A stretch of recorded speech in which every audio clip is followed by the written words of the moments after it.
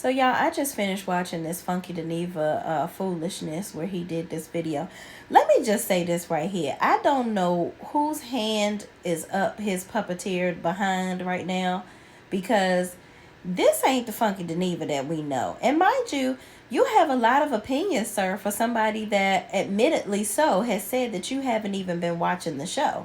Like, we see you on one episode where you talking to Tisha, and when you actually used to watch the shows and do your reviews, you could see the forest for the trees. Now, I'm not sitting up here saying that he has to be a mellow meter or whatever they call in males fans nowadays, child. But my thing is, what is making him come up with all of this foolishness that Mel, he don't F with her? Why you don't F with Mel? Like, you didn't even have to go that far to say all of that. Like, first and foremost, I think it's just really weird to me that he's on here obviously banding together with the men on this show, and he's not even paying attention to the fact that Mel is not, she's paying them dust. She doesn't pay any attention to any of these people on this show.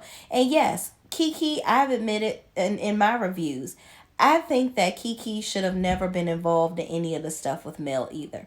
Granted, I believe Mel did, and admittedly so, Mel brought Kiki on the show because she wanted to give clarity to the viewers that this is just Tisha's personality. She's childish. If you don't do what she wants you to do, this is how she treats people. And she wanted to show another example of a person. And what better of an example to provide than her own cousin? Does that make it right? No. But at the end of the day, y'all continue to bring people on the show to antagonize her. You brought Wanda on the show to continuously antagonize Mel, to say everything that Tisha is too weak to say, and hide behind her in all of her foolishness. So, I really just can't understand why we are, as a group, or you as a, content creator, Funky, is coming on here and deliberately putting this woman down that has survived so much on this show.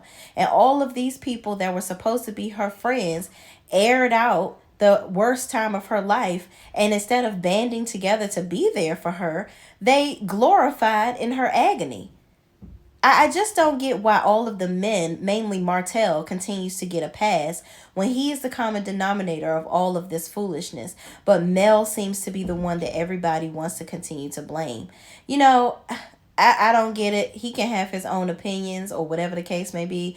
But I think in this situation, Funky, I love you to death, but your opinion is some BS.